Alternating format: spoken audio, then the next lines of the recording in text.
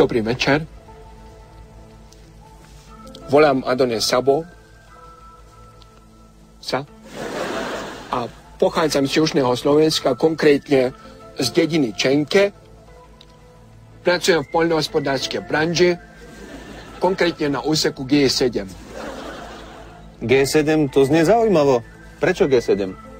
Prečo nie? V podstate, aby som to objasnil, keďže pracujem v poľnohospodárskej branži, konkrétne na poli pri spere poľnohospodárskych plodín rozmanitých, tento rok sú tu feferóny, červené tento rok, a ja som prišiel s návrhom a v podstate takým zlepšovákom, že pole som rozdelil na šachovnicu. Ja pracujem na G7. Tak, Adonis, to by bolo tak v skratke o tebe. Ja by som ale ešte rád doplnil niečo o svojich hoboch. O čom? Hoboch. Hobách. Koňach. Ja myslíš koníčkoch? Áno, presne, koňach.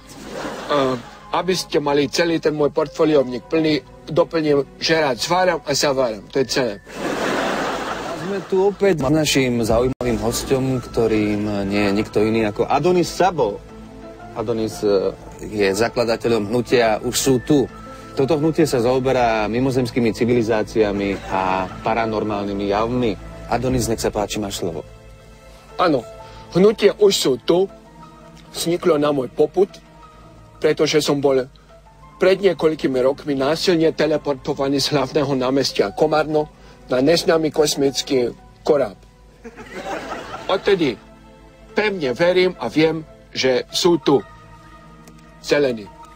Nemyslel som teraz policajné obhliadky, ale myslel som zelených, takých tých malých trpaslíkov s tými malými tykadlami a tie kyšásonky, čo s nimi chodia. A v podstate od tej doby verím na paranormálne zjavy.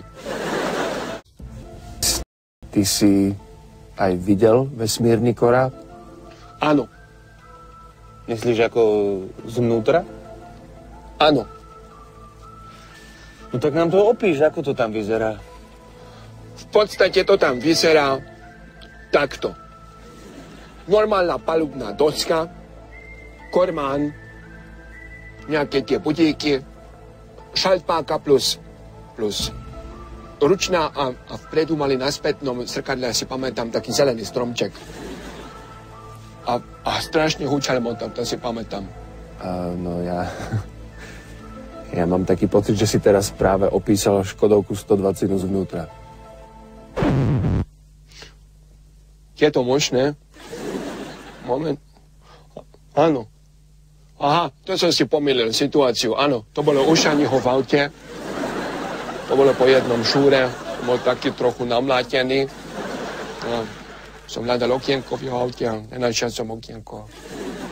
Šani ma dodnes spomína. Ale vlastne taký istý pocit som mal aj v korábe.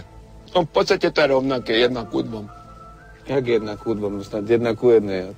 Nie 1:2, pretože v korábe som sa aj posral. Ty tvrdíš, že mimozemšťania existujú a máš o tom aj nezvratné dôkazy.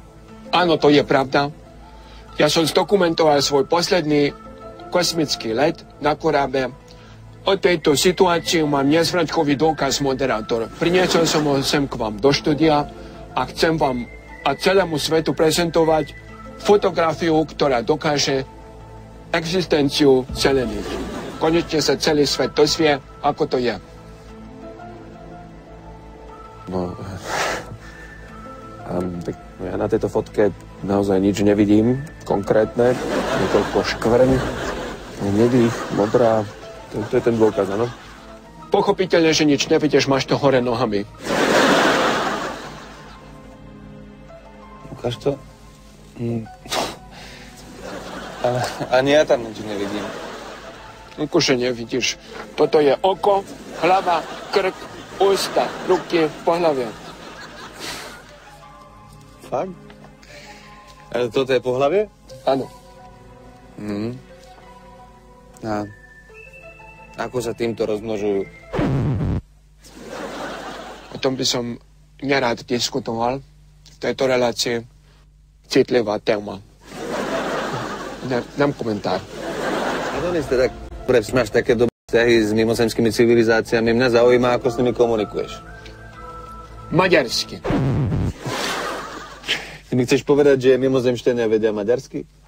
Áno, plyne to a spisovne. Rozprávame sa s Adonisom Sabom, nadšencom mimozemských civilizácií. Adonis, ja sa opýtam takú prozaickú otázku. Čo jedia napríklad? Tabletky. Tabletky a znovu a opäť tabletky. Mal som možnosť ochutnať, niečo moc teda chuť, musím povedať.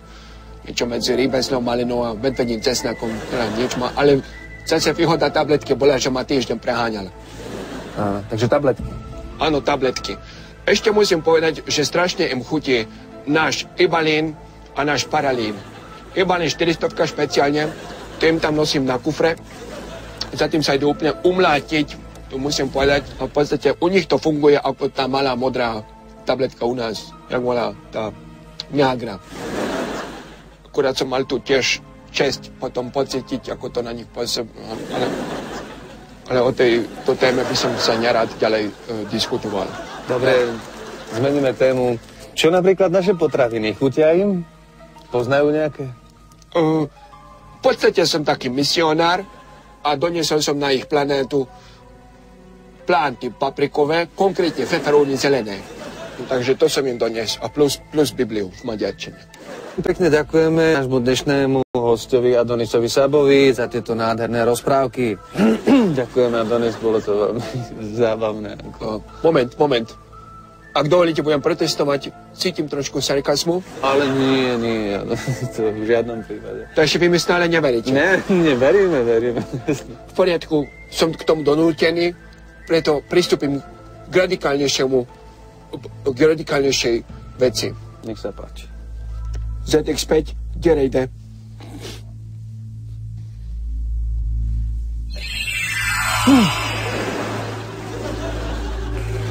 Sziasztok!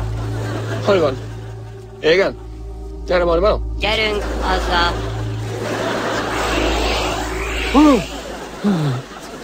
Som vám hovoril, nikto neverí, teraz mi konečne svet uverí.